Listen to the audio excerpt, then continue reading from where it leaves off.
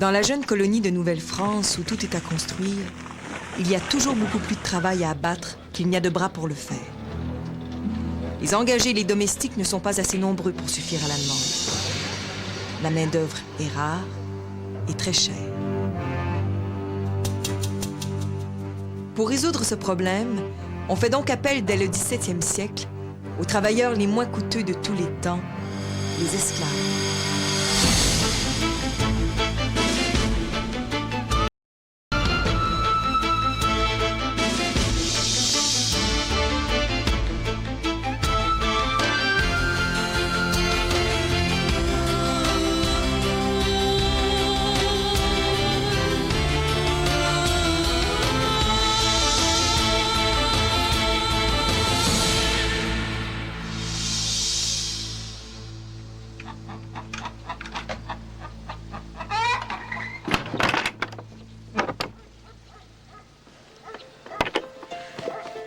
En 1726, Marie-Madeleine Renard avait environ 28 ans. À titre d'esclave, elle était la propriété de Madeleine de Verchères depuis une douzaine d'années. Mais qu'est-ce qui se passe? En ce début du mois de juin, Marie-Madeleine était dans un état d'agitation extrême. Dans ta chambre. Parce que cette nuit-là, il devait se produire un événement crucial pour elle. Un événement qui lui apporterait ou bien la liberté, ou bien un châtiment exemplaire.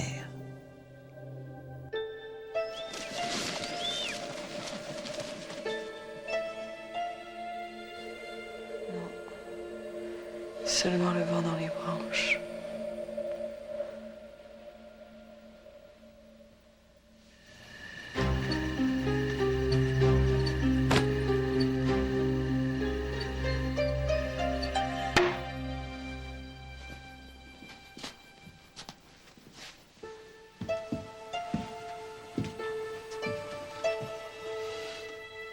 Tu es prête? Voilà 12 ans que je suis prête.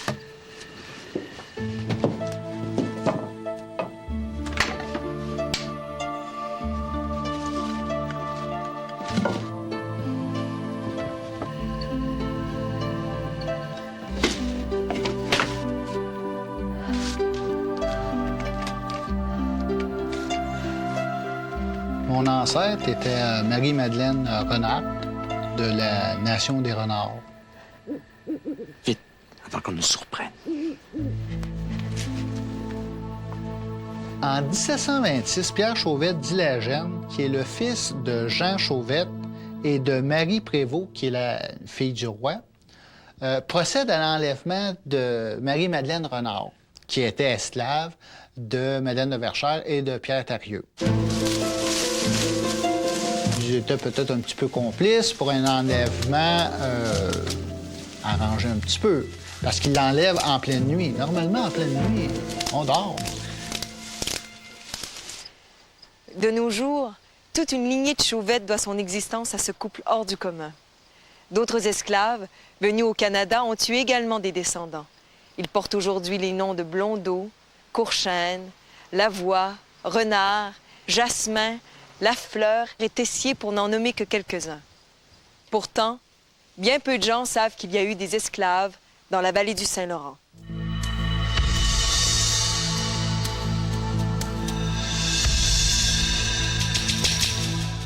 Très souvent, on les fait passer pour des enfants adoptifs. On disait, oh oui, on avait des Amérindiens dans les familles qu'on élevait comme des enfants adoptifs.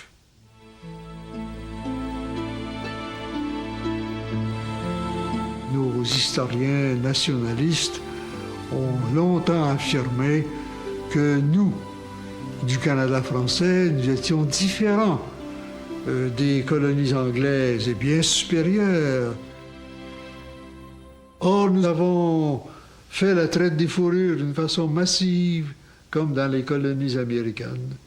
Et nous avons été esclavagistes, tout autant, toute proportion gardée, tout autant que les colonies anglaises. En fait, l'esclavagisme n'était pas seulement une pratique des Blancs. Les Amérindiens eux-mêmes, lorsqu'ils faisaient des prisonniers de guerre chez leurs ennemis, en gardaient un certain nombre comme esclaves. Et il leur arrivait de donner ces esclaves en guise de présent à d'autres Amérindiens ou à des Européens lors d'échanges commerciaux.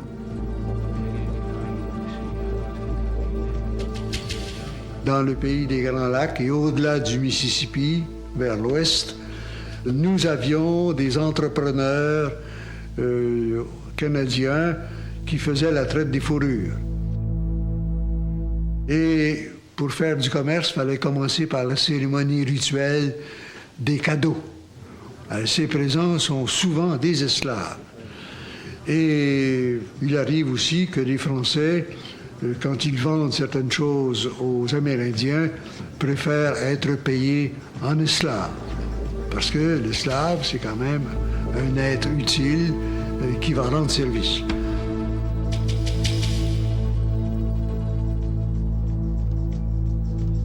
C'était des Indiens qui n'étaient pas alliés aux Français. Donc des nations éloignées qui n'avaient pas conclu d'entente d'amitié ou de relations commerciales avec les Français.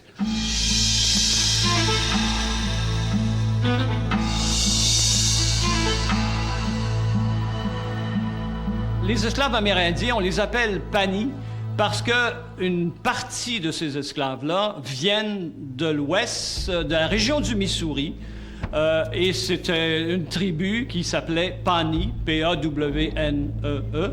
Alors, on a francisé ce nom-là et c'est devenu Panis.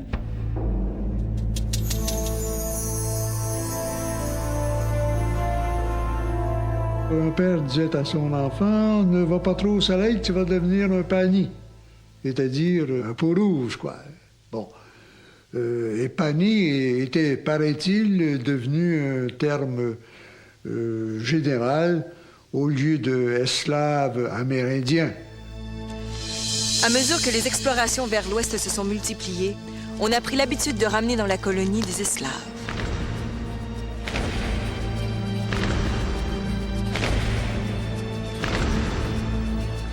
Nous avons un homme très célèbre qu'on m'a reproché de dénigrer alors que, en histoire, qu'est-ce que vous voulez, on dit la vérité ou on ne la dit pas. Gauthier de la Vérendrye, le fameux explorateur, a été un des plus grands esclavagistes de notre histoire. Maintenant, je dis plus grands esclavagistes, mais ce n'est pas ici un terme péjoratif, puisqu'à l'époque, c'était légal et c'était admis par la société. Marie-Madeleine Renard faisait partie de ces Amérindiens qui étaient arrivés comme esclaves dans la vallée du Saint-Laurent par l'entremise d'officiers en poste dans l'Ouest. Ce qui est arrivé, c'est que à l'origine, elle habitait au Wisconsin. Dans les années 1712-1713, il y a un nommé Lamotte Cadillac qui, pour se rapprocher de la nation des Renards, qui était très agressive envers les Français de la Nouvelle-France, leur propose de venir s'installer au fort de Détroit. Alors, les Renards décident d'envoyer une quarantaine de familles pour aller s'installer à Détroit. En réalité, ce que les Renards voulaient, c'était s'approcher des Français pour mieux les attaquer au moment où il y aurait peu d'hommes dans le fort. Mais ils ont été trahis par un des leurs devenus chrétiens qui a averti les Français. Ces derniers ont appelé des Amérindiens alliés en renfort et ce sont finalement les Renards eux-mêmes qui ont dû prendre la fuite au beau milieu de la nuit.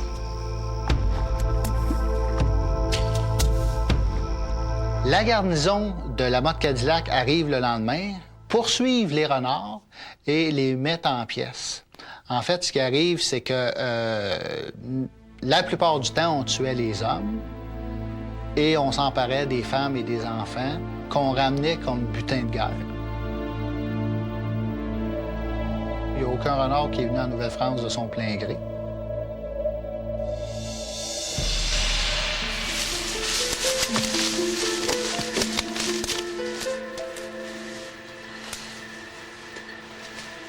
Nous sommes loin maintenant, ils ne pourront plus nous rattraper.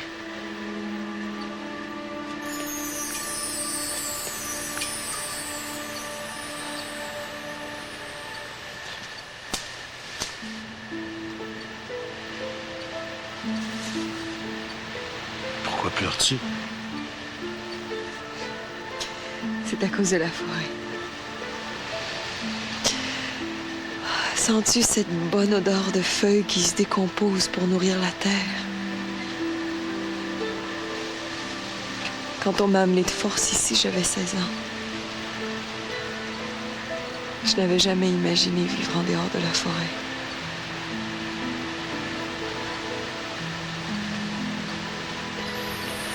Je ne savais pas alors que le parfum que je respire aujourd'hui était celui de la liberté. On peut imaginer que 16 ans, c'était bien jeune pour être arraché à sa famille, à sa culture, au pays qu'on connaît. Et pourtant, la plupart des esclaves étaient bien plus jeunes encore au moment de leur arrivée dans la colonie. On les prend très jeunes, 5, 6, 7, 8 ans, parce que ceux qu'on capture plus vieux, on s'aperçoit que ces Amérindiens-là, la première chose qu'ils veulent, c'est de regagner les bois, de regagner la forêt. Alors, on se dit, avec des jeunes, on va réussir à les acclimater, à les civiliser, si bien qu'ils vont rester dans la colonie. En plus des esclaves amérindiens, les panis, comme on les appelait, il y a eu aussi des esclaves noirs en Nouvelle-France. En 1632, les frères Kirk, qui avaient occupé Québec pendant 3 ans, ont laissé un jeune esclave noir en cadeau à Guillaume Couillard avant de retourner en Angleterre.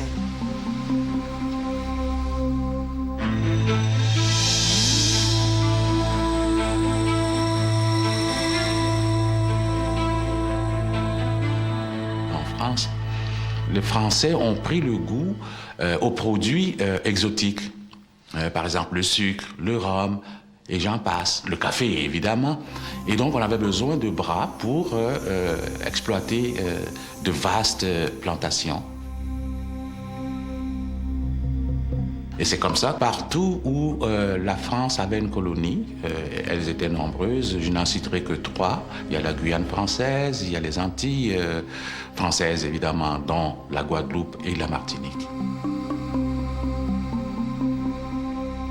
Les Canadiens français ont entendu dire que les Africains sont des travailleurs, que sont très robustes, qui peuvent résister à la température, au climat inhospitalier du Canada.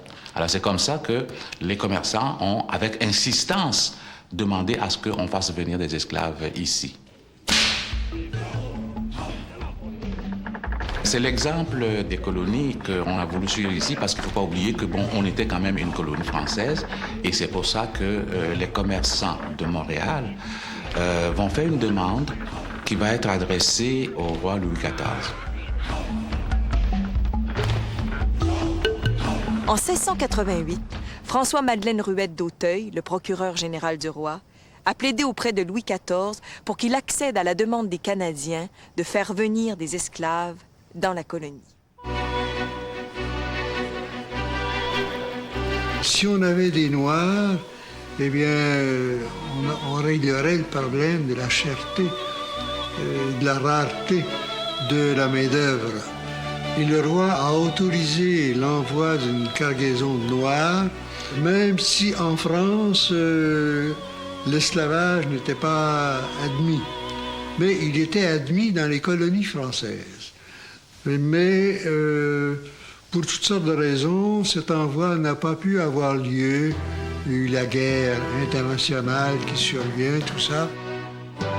Mais les Canadiens vont se reprendre en 1709.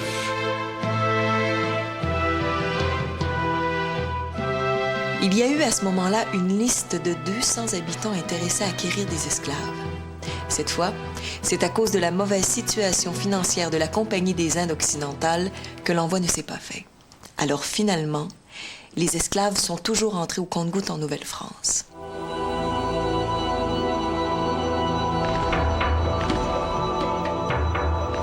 N'oublions pas qu'il y avait des Français qui étaient établis ici, mais qui avaient un pied dans les Antilles.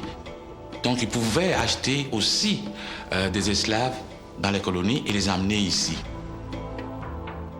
C'est pour ça qu'on ne peut pas parler vraiment de grosses cargaisons qu'on déversait d'un coup sur Montréal ou au port de Québec.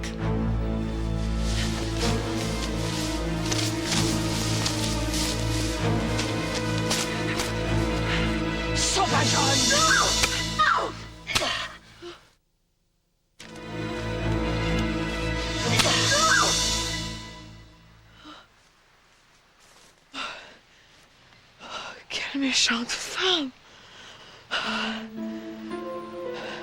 En rêve, j'ai vu ma maîtresse. Elle me retrouvait et voulait m'assommer avec un très gros bâton. À cette heure, elle sait que je me suis enfuie et je sens qu'elle est très en colère. Le canot est encore loin, nous devrions manger Non, un morceau. Tout de suite. Ce rêve est un mauvais présage. Je veux être le plus loin possible de Madame de Verger. Allez.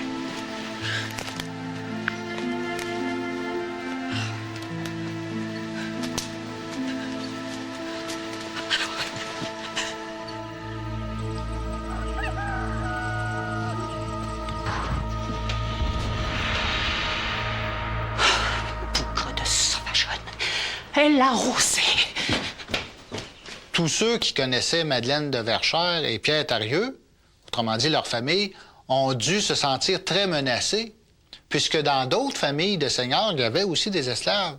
Donc, s'il y a un Pierre Chauvette qui enlève un esclave, bien, ça va peut-être donner l'idée aux autres aussi de venir en enlever.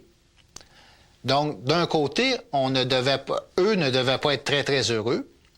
Par contre, connaissant la réputation de Madeleine de Verchères, beaucoup ont dû être bien contents qu'elle s'ait fait jouer ce tour-là. Voilà donc ce qui explique son excitation des derniers temps.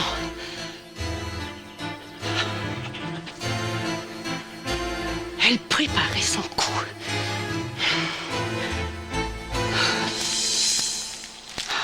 Tu verras ce qu'il en coûte de me défier. Lorsqu'on étudie un petit peu l'histoire de Madeleine de Verchères, on s'aperçoit que c'est pas une femme qui a un très, très bon caractère. C'est une femme qui était continuellement en conflit avec ses voisins, même en conflit avec son curé. Donc, ça devait pas être toujours très, très facile avec ses esclaves.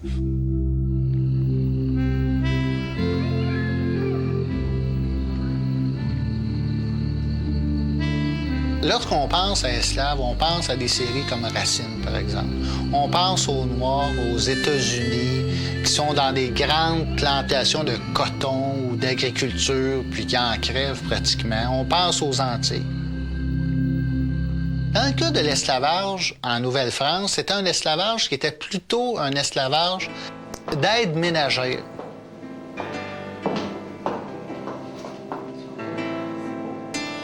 Les esclaves, dans la société, ils habitaient avec les domestiques, ils habitaient à l'intérieur des familles, ce qu'on ne faisait pas dans d'autres colonies françaises, comme aux Antilles, par exemple, où les Noirs n'habitaient pas dans la maison du maître. Il y a un certain parallèle à faire entre les domestiques et les esclaves du Canada.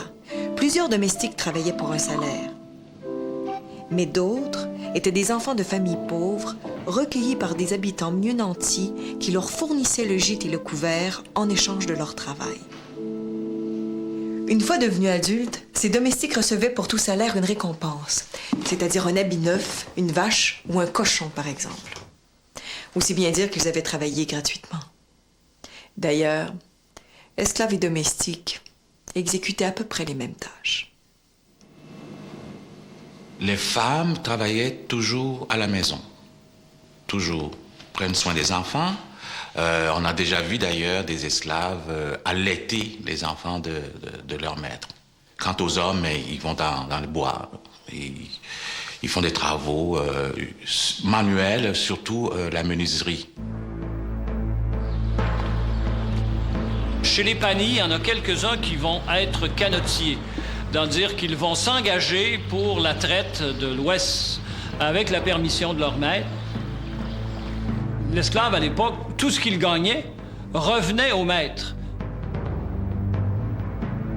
D'autres esclaves noirs vont, par exemple, être cuisiniers, certains vont être forgerons, et il y en a un qui a rempli la fonction de bourreau.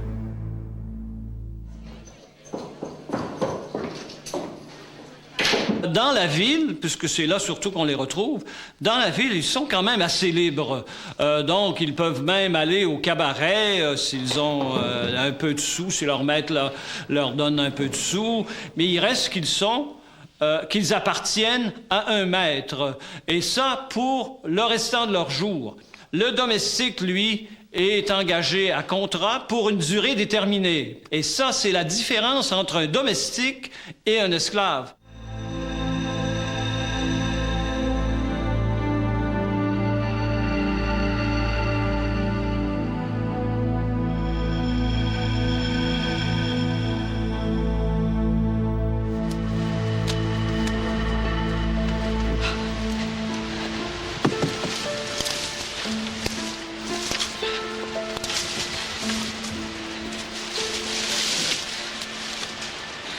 À partir de maintenant, tu m'appelleras Marie, pas Marie-Madeleine. Si elle m'a donné son nom au baptême des Blancs, ce n'était pas pour me faire honneur. C'était pour mieux montrer à tous que je lui appartenais. Alors je ne veux plus de ce nom-là. C'est que l'esclave de Madeleine de Verchères a été baptisé à l'âge de 18 ans, 2 ans après son arrivée dans la colonie. Il était en effet de bon ton dans la Nouvelle-France très catholique d'instruire les esclaves dans la foi et de les faire baptiser, qu'ils soient amérindiens ou noirs. Encore là, il y a un paradoxe assez incroyable. C'est parce que, en même temps, on disait que les nègres n'ont pas d'âme. Et on les baptise, et on va jusqu'à l'inhumation. Ça, j'ai jamais compris. Alors, s'ils n'ont pas d'âme, pourquoi les baptiser, finalement? Les renards s'appelaient des Meshkaki Wagosh. Ça, c'était leur vrai nom. Alors, Meshkaki veut dire les gens de la terre rouge. Et Wagosh, c'est le clan du renard. Alors, ce que les Français ont fait, c'est qu'ils ont confondu le nom d'un clan avec toute une nation. Donc, comme on les a appelés des renards, si c'était une Amérindienne, on l'appelait Renarde. Si c'était un garçon, un homme, on disait tout simplement Louis Renard ou Denis Renard. Et les noms qui étaient utilisés, surtout à l'époque, pour les esclaves féminines, c'était Marie. Pour les hommes, c'était Pierre, Jean-Baptiste, principalement. Et aussi des noms qu'on empruntait à l'Antiquité. César ou Néron, ou encore un qui va s'appeler Louis XIV et un autre Versailles. Comme nom de famille, on donnait souvent le nom du maître, tout simplement. D'ailleurs, cette habitude cause aujourd'hui bien des maux de tête aux généalogistes. Lorsqu'ils font la lignée d'une famille, ils doivent s'assurer de distinguer les descendants des ancêtres européens des ancêtres esclaves. Cela donne lieu parfois à des découvertes assez étonnantes. Vous avez l'exemple célèbre de Maurice Duplessis, dont l'arrière-grand-père de l'arrière-grand-père était un mascoutin, esclave. Il était esclave d'un marchand qui s'appelait Gatineau dit Duplessis. Alors l'esclave a pris le nom de Duplessis quand il s'est marié et il a transmis le nom de Duplessis comme ça de père en fils. Et c'est ainsi que notre ancien premier ministre Duplessis n'était pas de la famille Duplessis noble d'Europe, mais simplement de la famille d'un ancien esclave du marchand Gatineau dit Duplessis. Tu es un homme bon, Pierre Chauvette. Bon et honnête. Ce n'est pas que je ne veux pas t'épouser. C'est que je ne peux pas.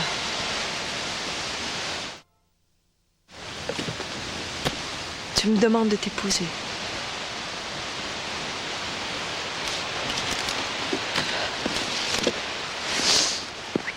Mon silence m'indique que ma demande t'a offusqué. Alors c'est que mon silence t'a trompé. Si je n'ai rien dit, c'est... Tu ne m'as pas offensé.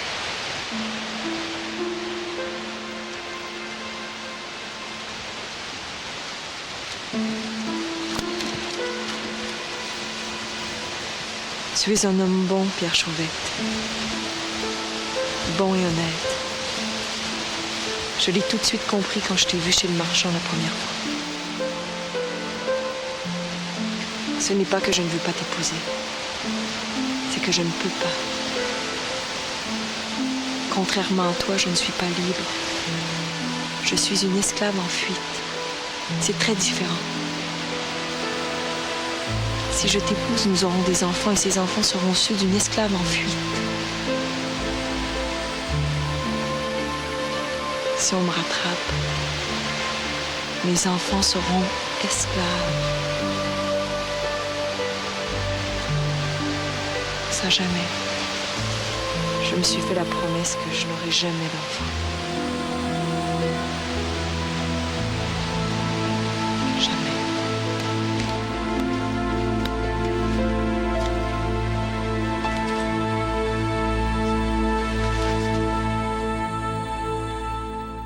Que le père de l'enfant soit amérindien ou soit français, l'enfant était esclave de naissance puisqu'il sortait du ventre d'une esclave.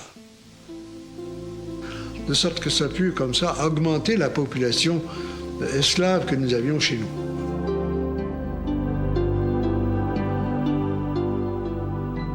Alors, c'est sûr que lorsqu'on réalise qu'on est un ou une esclave et que nos perspectives d'avenir sont extrêmement réduites, ça ne devait pas être une vie extrêmement intéressante ou facile.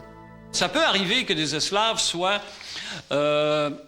abusés sexuellement par leur maître ou par un autre esclave. Et les enfants qui naissent de ces abus appartiennent au maître de la mère de ces enfants. Et la plus grande partie de ces enfants sont des enfants naturels, c'est-à-dire des enfants illégitimes, nés hors mariage. Car il y a très peu d'esclaves qui vont se marier. La plupart des esclaves demeurent célibataires.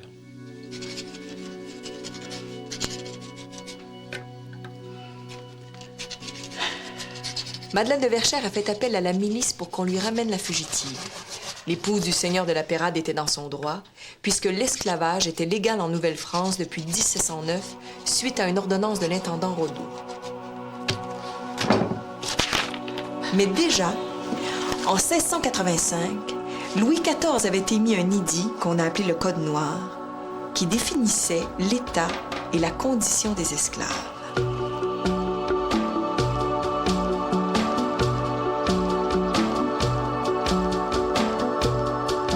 On a souvent parlé du Code noir des Antilles, le Code de 1685. Eh bien, ce Code noir, ce n'est pas un code pour protéger les Noirs, c'est un code pour protéger les maîtres des Noirs. Ce sont des règles pour les protéger dans leur propriété et les protéger aussi contre les rébellions ou les désobéissances des esclaves. Il va être stipulé que un esclave ne doit pas fuir le domicile de son maître. Et donc, ce code-là va permettre aux gens de réclamer la propriété intégrale de leurs esclaves.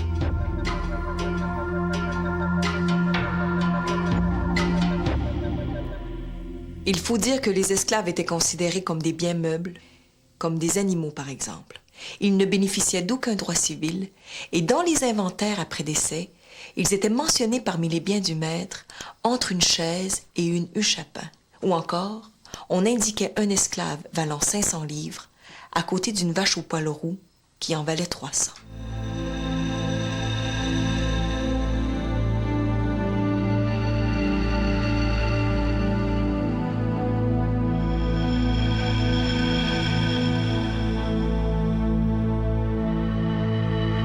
Code noir, il y a des choses qui nous paraissent extrêmement dures, des punitions corporelles inimaginables aujourd'hui, mais c'est que sous l'Ancien Régime, la justice criminelle est extrêmement dure. La preuve, lorsqu'on rattrapait un esclave qui fuyait le domicile de son maître, on lui coupait soit un doigt, soit 2 doigts, ou soit carrément un poignet. Et c'est ça le paradoxe des maîtres. C'est ça le paradoxe, parce que ça coûtait quand même assez cher pour acheter un esclave. Alors donc, on protégeait ses biens. Mais sauf que si un esclave fuit et qu'on l'a amputé d'un bras, donc il n'y a plus aucune nécessité de le garder. Et c'est comme ça dans les Antilles en général.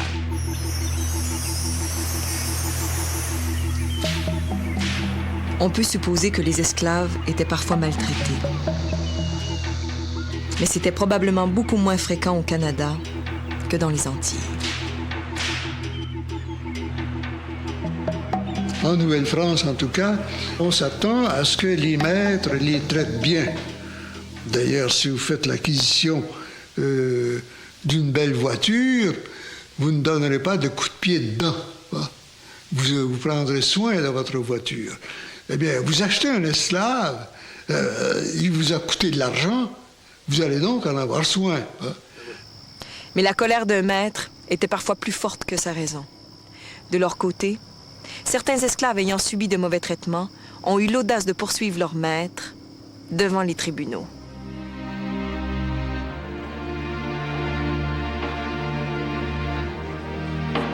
La loi était juste, on va dire qu'il y avait une justice. C'est-à-dire qu'on a vu des cas, par exemple, d'esclaves. Généralement, ce sont les femmes, c'est étonnant. Généralement, ce sont les femmes qui osent aller devant la cour, qui se plaignent, et quand elles ont raison, elles sont dédommagées. Il y avait, par exemple, une femme qui a déposé une plainte, et elle a eu gain de cause, et pour la dédommager, elle a reçu du blé pour faire du pain. Cette marque sur ton bras, c'est quoi? Elle te battait? Je ne pense pas qu'elle a été traitée si bien que ça chez Madeleine de Verchères et Pierre Tarieux. Maintenant, de là à dire qu'elle a été fouettée, je n'ai pas trouvé de traces de ce côté-là, mais je présume qu'elle devait être assez malheureuse pour aimer mieux s'enfuir avec un étranger ou quelqu'un qu'elle connaissait peu et se lancer à l'aventure. Je me suis brûlée moi-même en retirant une marmite du feu. L'idée de mon évasion prenait tant de place dans mes pensées que j'en étais bien distraite. Quel drôle d'air tu as. C'est la première fois que je t'entends rire.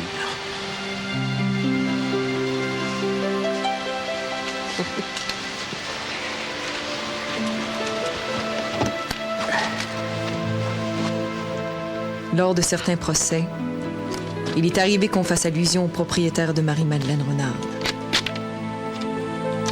J'ai un exemple d'un pani comme ça, le pani Jacques. Il a eu 4 maîtres, à peu près à un intervalle de 2 ans. Et le dernier, c'était le mari de Madeleine de Verchères, le monsieur de la Pérade. Et ce pani-là, lorsqu'il témoigne, dit « Je me suis enfui après 1 an parce qu'il me battait trop fort. » Au Canada, où on estime qu'il y a eu pendant 1 siècle, et sur un territoire allant de la Gaspésie jusqu'à Détroit, environ 1400 propriétaires d'esclaves. Presque tous les groupes de la société possédaient des esclaves. Par exemple, le gouverneur Beauharnois en avait 27. Vaudreuil de Cavagnal en avait une 15aine. Depuis les gouverneurs, les intendants, Hoccart, par exemple, Bigot possédaient des esclaves. Les marchands bourgeois en possédaient aussi beaucoup. Les officiers militaires, les officiers civils. Le seul groupe qui n'avait pas d'esclaves, ce sont les habitants. Et on n'était pas mal vu parce qu'on était propriétaire d'esclaves, au contraire. Vous avez un beau cheval, on vous admire. Vous avez un esclave, 2 esclaves, 3 esclaves, on vous admire aussi parce que vous disposez des moyens que tout le monde n'a pas. On parle de prestige seulement lorsqu'on a les moyens d'en avoir plusieurs. Exemple, à Longueuil, le baron Charles Lemoine, lui, il y en avait 15 esclaves sous son toit. Notre fameuse mère d'Youville en avait. Et à Québec, c'est pareil, à l'Hôtel-Dieu, il y en avait plein. Vous avez des communautés religieuses qui avaient des esclaves à leur service. Vous avez des curés qui ont acheté et vendu des esclaves. C'est le cas du fameux curé Payette de Saint-Antoine sur Richelieu, qui a été un des tout derniers propriétaires d'esclaves au Canada français.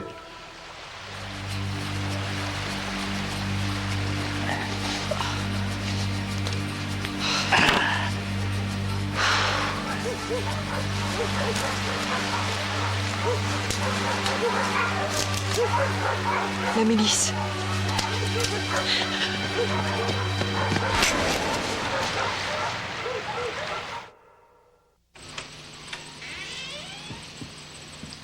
Qu'une esclave cherche à s'enfuir est une chose. Elle aura le châtiment qu'elle mérite. Mais que vous l'ayez aidée, m'enlevant ainsi un bien qui m'appartient de plein droit, ça c'est un comble. Une personne ne devrait appartenir à une autre. Vous croyez que ces sauvages sont des personnes? Savez-vous que je pourrais vous poursuivre en justice pour ce crime?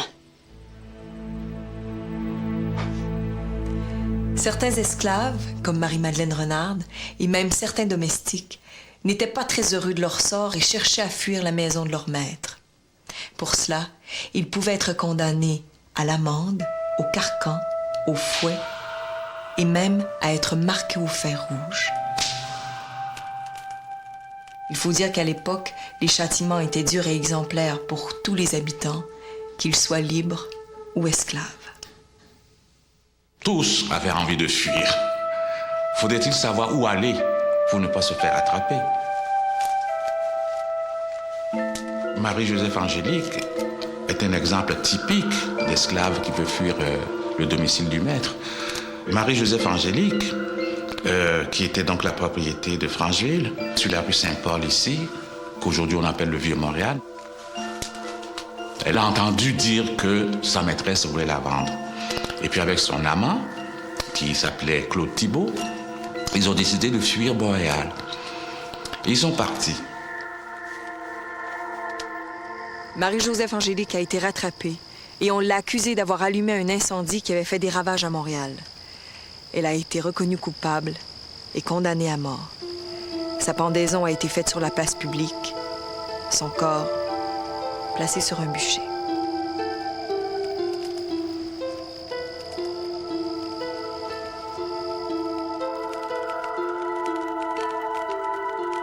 On l'a brûlée sur la rue Saint-Paul.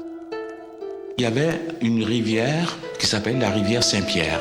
Elle n'existe plus aujourd'hui, cette rivière-là, mais pour situer les gens, c'est où se trouve aujourd'hui la Pointe-à-Calière. C'est là exactement qu'on l'a exécutée et on a répandu ses cendres dans la ville pour servir de leçon aux autres nègres, comme on disait, qui auraient la velléité de fuir le domicile de leur maître. Marie-Madeleine Renard, elle, a connu un destin beaucoup moins tragique, car Pierre Chauvette n'avait pas du tout l'intention de la laisser retourner à sa vie de captive.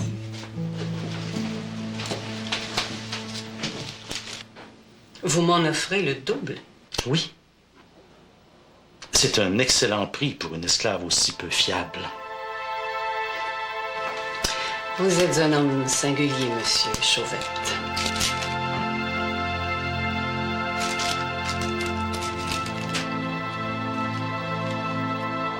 Ça coûtait quand même assez cher pour acheter un esclave.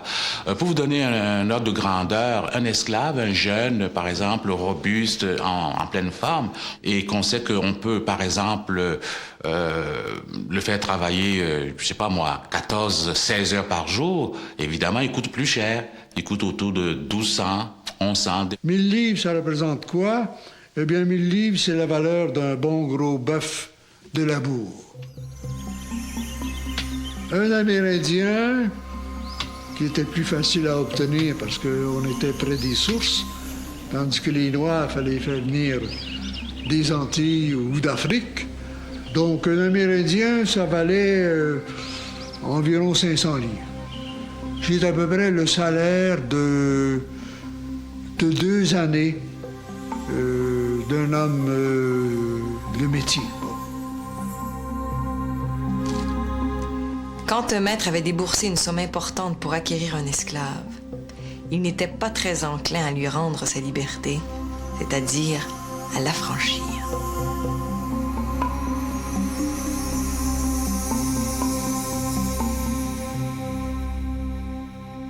Le seul moyen de sortir de l'esclavage, c'est d'être affranchi par son maître.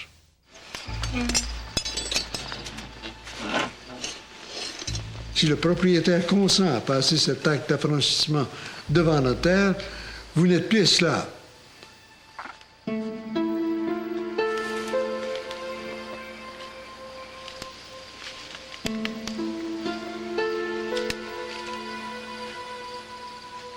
Les mots sont trop petits pour te remercier d'un geste aussi grand. Même dans ma langue, je n'en trouve pas. Que veux-tu en échange de ce papier qui dit que je suis libre? Rien.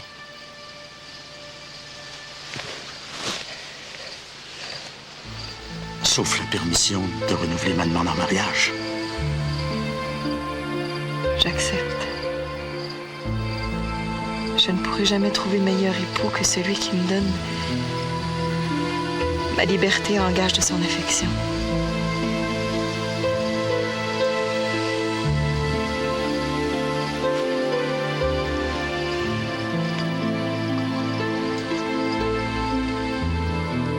Marie-Madeleine Renard a dû conserver précieusement et durant toute sa vie ce document qu'elle ne pouvait probablement pas lire, mais qui attestait qu'elle était affranchie. L'esclavage a été aboli ici en 1833. Ce qui veut dire, par exemple, que mon arrière-grand-père, et un arrière-grand-père, c'est pas tellement vieux, moi-même, je suis arrière-grand-père, eh bien, ce qui veut dire que mon arrière-grand-père a connu l'époque de l'esclavage. Donc, dans les familles, il devrait y avoir une tradition orale concernant les esclaves, surtout dans les familles où il y a eu des esclaves. Or, c'est le silence complet.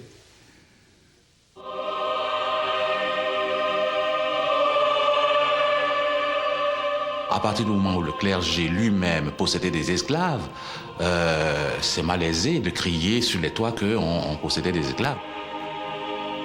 Et donc, à partir du moment où c'est le clergé qui a écrit nos manuels d'histoire, vous comprenez bien que il ne fallait pas le mettre dans notre cours d'histoire. Durant le régime français et par la suite sous le régime anglais, on croit qu'il y aurait eu au total au moins 4000 esclaves dans le Bas-Canada. Ces esclaves, qui comptaient autant de femmes que d'hommes, ont-ils eu un impact sur le peuplement français? La présence de ces 4000 esclaves a eu forcément une influence sur le métissage de notre société française. Vous savez, on parle des Québécois pure laine. Si vous en trouvez un, Québécois pure laine, vous me le direz parce qu'il faudra l'encadrer. Les Québécois pure laine, ça n'existe pas. La génétique nous permet aujourd'hui d'affirmer que lorsqu'il y a mariage mixte, c'est-à-dire métissage entre un noir, une femme ou vice-versa, à la 3e génération, la pigmentation noire disparaît. De sorte que vous pouvez rencontrer une personne aux yeux verts, aux cheveux blonds, et dont l'ancêtre, pas si éloigné que ça, pouvait être nègre ou négresse. C'est très fréquent.